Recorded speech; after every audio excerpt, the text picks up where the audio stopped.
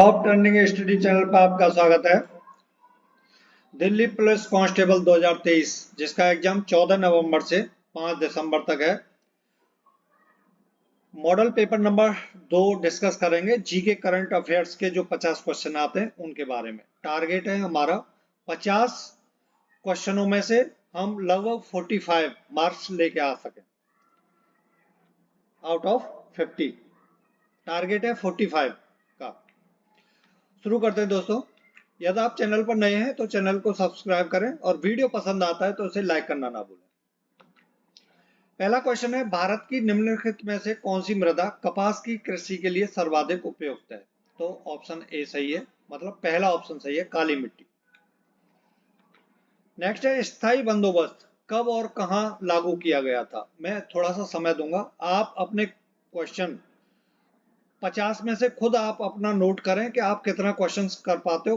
हूबहू जिस प्रकार से दिल्ली पुलिस कांस्टेबल का आप सीबीटी एग्जाम देंगे जो एसएससी लेता है, हूबहू उसी तरीके से 50 क्वेश्चन डिजाइन किए गए।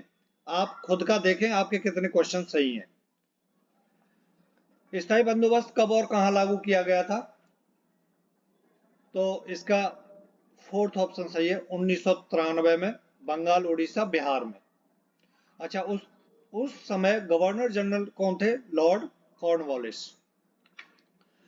नेक्स्ट क्वेश्चन है, 10 फरवरी 2022 को जारी किए गए EIU के लोकतंत्र सूचकांक में कौन सा देश शीर्ष पर है? कौन सा है? नॉर्वे। फोर्थ ऑप्शन सही है। कौन सा है? Norway. EIU economist intelligence unit, इसमें टोटल कितने? 165 देश। 165 देश, उसमें से भारत का कौन सा स्थान है? 46, 46वां है। ये कब शुरू हुआ था? 2006 में। नेक्स्ट, कम समय लगे इसीलिए मैं शॉर्ट में बोल रहा हूं, आप समझते चलना, ज्यादा टाइम वेस्ट ना हो आपका। डैश को संविधान का प्रारूप बनकर तैयार हुआ? कब बनकर तैयार हुआ था दोस्तों? 26 नवंबर 1949 को। 26 नवंबर 1949 को। अच्छा, संविधान सभा ने 29 अगस्त 1947 को डॉक्टर भीमराव अंबेडकर की अध्यक्षता में एक प्रारूप समिति की स्थापना की थी। तो प्रारूप समिति ने 21 फरवरी 1948 को प्रारूप सभा के अध्यक्ष को वो जो ड्राफ्ट था वो सौंप दिया था। कब? 21 फरवरी 1948 को। और लेकिन जो प्रारूप बनकर जो तैयार हुआ था वो 26 नवंबर 1949 को। यूनेस्को का मुख्यालय डैश में स्थित है? कहां है? पेरिस में। फोर्थ ऑप्शन सही है, पेरिस में।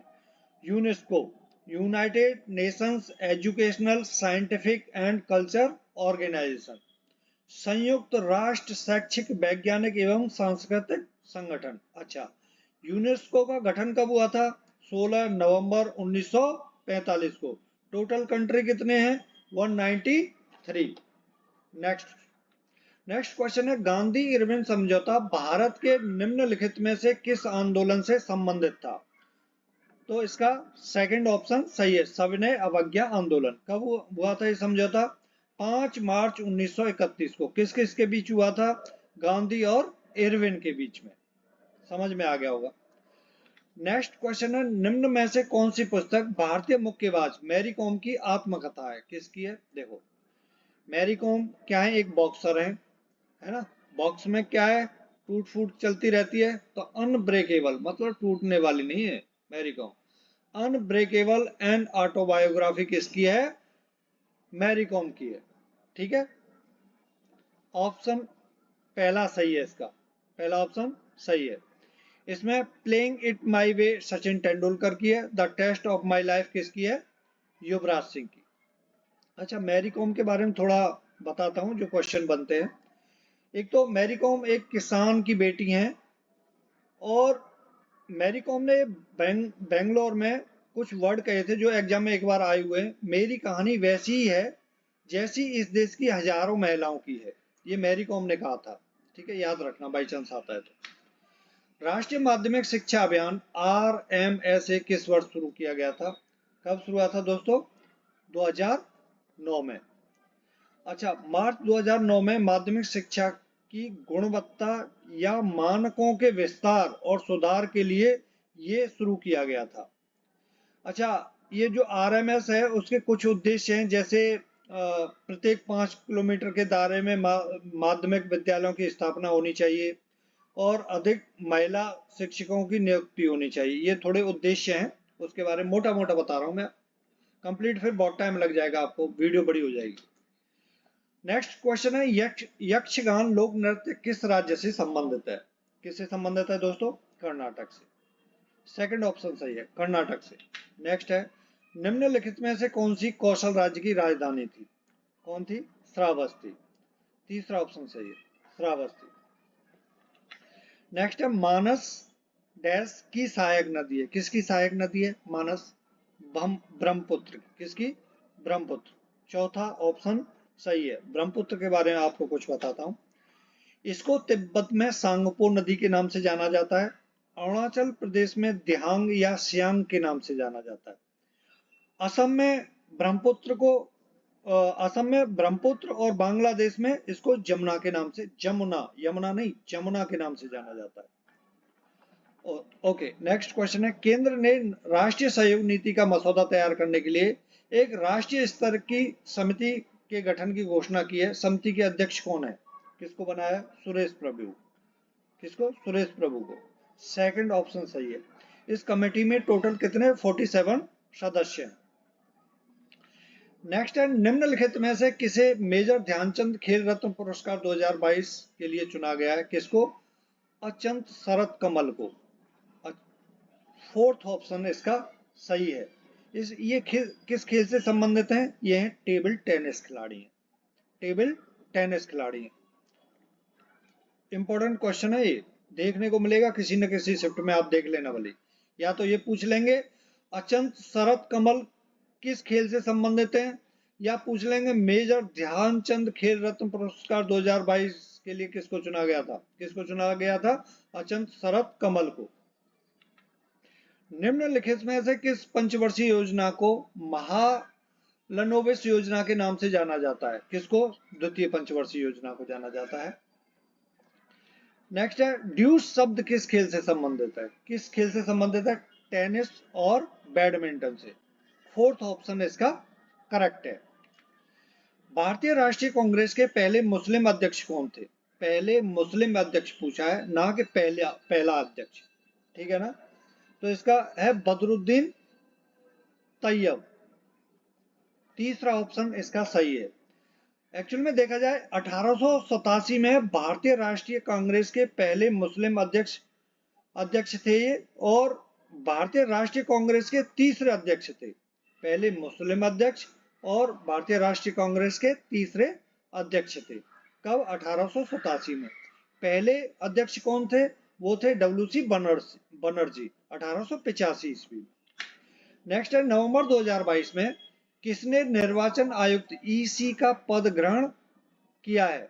तो सुशील चंद्रा, जैसे ही सुशील चंद्रा थे, वो सुशील चंद्रा ईसी नियुक्त हुए, मतलब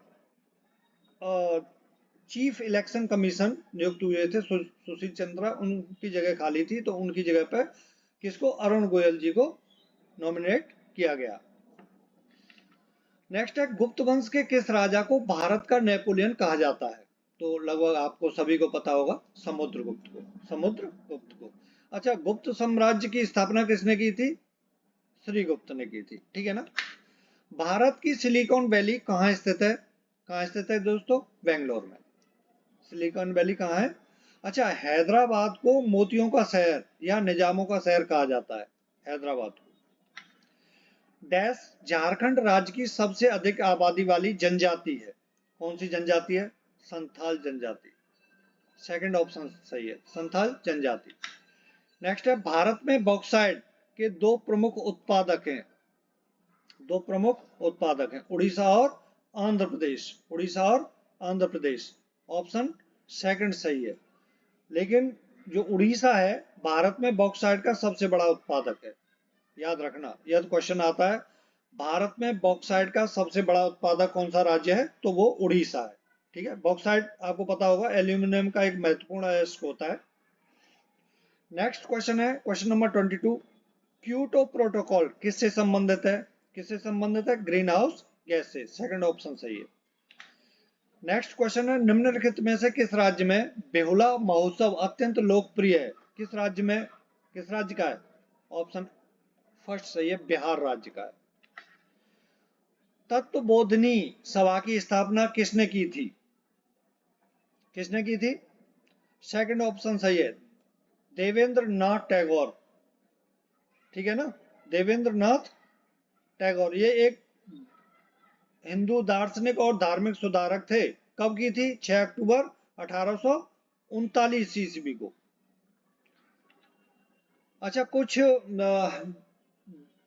उनके बारे में बताता हूं। जैसे आर्य समाज की स्थापना की थी स्वामी दयानंद सरस्वती ने।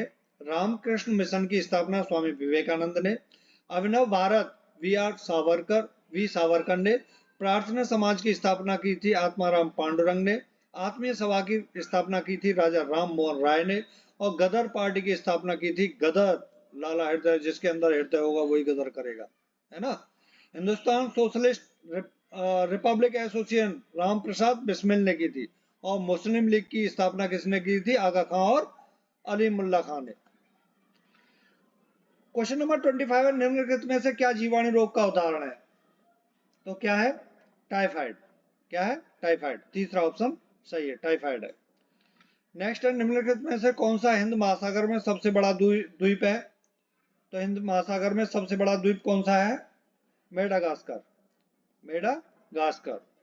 तीसरा ऑप्शन सही है। अक्रिय गैसों की खोज का संबंध है, किससे संबंध है अक्रिय गैसों का? रामसे से। राम से। Fourth option. अच्छा, अक्रिय गैस होती कौन सी? आवर्त सारणी के समूह में जो 18 समूह 18 के तत्व होते हैं उनको अक्रिय गैस या नोबेल गैस कहा जाता है। ठीक है, समूह 18 के। नेक्स्ट है कौन सा मुगल सम्राट फरगना की गद्दी पर बैठा था? क्या जबरदस्त क्वेश्चन है। कौन सा मुगल सम्राट फरगना की गद्दी पर बैठा था? तो वो था बाबर। कौन था? बाबर। ऑप्शन पहला सही है, बाबर। ये मुगल साम्राज्य का संस्थापक था। आपको बता दूं बाबर के बारे में, मुगल साम्राज्य का संस्थापक कौन था? बाबर था। इसका जो शासनकाल रहा 1526 से 1530 तक इसने शासन किया था। और बाबर फरगना से भारत में आया था जब आक्रमण किया था। कहां से आया था? फरगना से। नेक्स्ट क्वेश्चन है दोस्तों, दिल्ली सल्तनत का पहला राजवंश कौन सा था? ये जितने भी क्वेश्चन हैं मैंने वीडियो बनाई है, ठीक है ना, मध्यकालीन भारत की। आप देखना कंप्लीट, मैंने 5 वंश कराए हैं दिल्ली सल्तनत के। वो वीडियो देखना। इतनी मतलब उनसे बाहर कोई भी क्वेश्चन नहीं बन सकता। आप कंप्लीट वीडियो देखना। ऑब्जेक्टिव क्वेश्चन मैंने अलग से कराए हैं, अलग वीडियो में।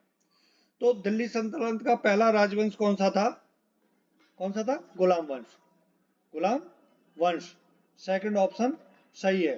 तो इसके 5 वंशों का क्रम क्या है? गुलाम वंश था, उसके बाद खिलजी वंश आया, उसके बाद तुगलक वंश आया, उसके बाद सैयद वंश आया, और लास्ट में लोधी वंश आया। लोधी वंश के बाद जैसे इब्राहिम लोधी को बाबर ने हरा दिया था पानीपत के प्रथम युद्ध में, उसके बाद गुलाम वंश उसके बाबर ने अपना राज शासन स्थापित कर लिया था।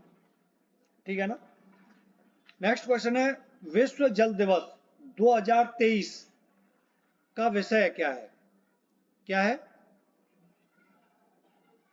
सेकंड ऑप्शन सही है इसका, ऑक्सेलरेटिंग चेंज। अच्छा, ये विश्व जल दिवस कब मनाया जाता है? विश्व जल दिवस मनाया जाता है 22 मार्च को। नेक्स्ट है अम्ल वर्षा किसके द्वारा वायु प्रदूषण के कारण होती है? तो किसके द्वारा होती है? ऑप्शन फोर्थ सही है, नाइट्रस ऑक्साइड और सल्फर डाइऑक्साइड के कारण। नेक्स्ट क्वेश्चन है राज्यों में विधान परिषदों के उन्मूलन या निर्माण के बारे में कौन सा अनुच्छेद बताता है? तो कौन सा बताता है? अनुच्छेद 169। फोर्थ ऑप्शन सही है। अभी आपको बता दूं पश्चिम बंगाल के बारे में। पश्चिम बंगाल सरकार ने एक विधान परिषद स्थापित करने का निर्णय लिया है, यदि क्वेश्चन बनता है तो करंट में। ठीक है। अभी 1904 में किसने अभिनव भारत को क्रांतिकारियों के गुप्त समाज के रूप में संगठित किया था? किसने किया था दोस्तों? वीडी सावरकर ने। किसने? वीडी सावरकर। पहला ऑप्शन सही है। अभिनव भारत समिति कोई कौन सी समिति बोला जाता है? यंग इंडिया सोसाइटी बोला जाता है। यंग इंडिया सोसाइटी या अभिनव भारत समिति, अभिनव भारत समिति या young India society. Next question है लॉफिंग गैस है N2O, N2O है ना, नाइट्रस ऑक्साइड। सेकंड सही है। पूर्व भारतीय डैश कप्तान बाबू मणि का 20 नवंबर 2022 को निधन हो गया था, वो किस खेल से संबंधित है? किस खेल से संबंधित है? फुटबॉल से। किससे? फुटबॉल से। तो तीसरा ऑप्शन सही है। ये जो कप्तान बाबू मणि थे वो 1985 और 87 में दक्षिण एशियाई खेल हुए थे, उसमें इंडिया ने जो स्वर्ण पदक जीता था उसके हिस्सा थे भारतीय टीम का उस समय, ठीक है ना। भारत 2023 में नई दिल्ली में महिला विश्व मुक्केबाजी चैंपियनशिप की मेजबानी करेगा। 2022 में चैंपियनशिप किस देश में आयोजित की गई थी? किस देश में हुई थी? तुर्की में। पहला ऑप्शन सही है। नेक्स्ट है विद्युत शक्ति का SI मात्रक क्या होता है? क्या होता है? वॉट। तीसरा ऑप्शन सही है। निम्नलिखित में से किस व्यक्तित्व को नवंबर 2022 में पश्चिम बंगाल के राज्यपाल के रूप में नियुक्त किया गया? किसको? पश्चिम बंगाल। बंगाल में तो बॉस ही मिलते हैं वहां, तो है ना। तो डॉक्टर CV आनंद बोस। ये किसकी जगह है? जगदीप धनखड़ जैसे उपराष्ट्रपति बने, उनकी जगह पर डॉक्टर CV आनंद बोस चले गए। ठीक। नेक्स्ट है अरपिंदर सिंह किस खेल से संबंधित है? भाई पहले तो ये पूछा जाता है तो कहां से? ये पंजाब से, ठीक है ना। किस खेल से संबंध है? ट्रिपल जंप से। सेकंड ऑप्शन सही है। वेनसोंग किसके शासनकाल में भारत आया था? तो ऑप्शन तीसरा सही है, हर्षवर्धन के शासनकाल में। निम्नलिखित में से किसे आंध्र भोज के नाम से जाना जाता है? आंध्र भोज के नाम से किसे जाना जाता है? किसको? कृष्णदेव राय को। पहला ऑप्शन सही है। नेक्स्ट है winning the inner battle bringing the best version of U2 cricket नामक पुस्तक किसकी है? किसकी है? शेन वॉटसन की है। किसकी? Shane Watson. ऑस्ट्रेलिया के ऑलराउंडर थे, है ना, अभी भी हैं, अभी मेरे ख्याल से संन्यास ले लिया इन्होंने। नेक्स्ट है असम का कौन सा वन्य जीव अभ्यारण्य एक सींग वाले गैंडे के लिए प्रसिद्ध है? कौन सा है? काजीरंगा। आज आप देख रहे होंगे इंडिया और ऑस्ट्रेलिया का मैच चल रहा था, इंडिया ने 399 रन बनाए हैं, है ना, जबरदस्त। सभी बैट्समैन अच्छा परफॉर्मेंस किया इंडिया की तरफ से, है ना। क्वेश्चन नेक्स्ट है 44 निम्नलिखित में से किसने हड़प नीति की शुरुआत की? किसने की थी? लॉर्ड डलहौजी ने। तीसरा ऑप्शन सही है। भारत के सर्वोच्च न्यायालय के कार्यवाहक मुख्य न्यायाधीश की नियुक्ति कौन करता है? कौन करता है? राष्ट्रपति। किस अनुच्छेद के अंतर्गत की जाती है? आर्टिकल 223 के अंतर्गत। हड़प्पा डैश द्वारा खोजा गया था? तो दयाराम साहनी द्वारा। सेकंड ऑप्शन सही है, ठीक है ना। टाइम कम लगे इसलिए थोड़ा फास्ट कर रहा हूं, है ना, आपका टाइम खराब नहीं हो। बहुराष्ट्रीय समुद्री अभ्यास जो मालाबार होता है वो किस किस के बीच होता है? ये पूछा है इसमें से कौन है जो मालाबार में मतलब मालाबार एक्सरसाइज में जो 4 देश है इनमें से कौन सा देश नहीं है? तो फ्रांस नहीं है। कौन कौन से देश हैं मालाबार में? भारत, जापान, ऑस्ट्रेलिया और अमेरिका। कौन कौन? भारत, जापान, ऑस्ट्रेलिया और अमेरिका। नेक्स्ट है मैकमोहन रेखा डैश के बीच सीमा बनाती है? तो भारत और चीन के बीच। नेक्स्ट है केंद्रीय मंत्री पीयूष गोयल 7 सितंबर 2022 को किस देश में सेतु परिवर्तन और हुनरमंद बनाने के लिए उद्यमियों का समर्थन कार्यक्रम शुरू किया था? तो अमेरिका में। तीसरा ऑप्शन सही है, अमेरिका। लास्ट क्वेश्चन है रेपो रेट क्या है? तो रेपो रेट क्या है? वह दर है जिस पर RBI कम परिपक्वता के संदर्भ में बैंकों को उधार देता है। Thank you for watching this video. अगले मॉडल पेपर 3 के साथ कल बनाएंगे वो वीडियो, है ना। नमस्कार।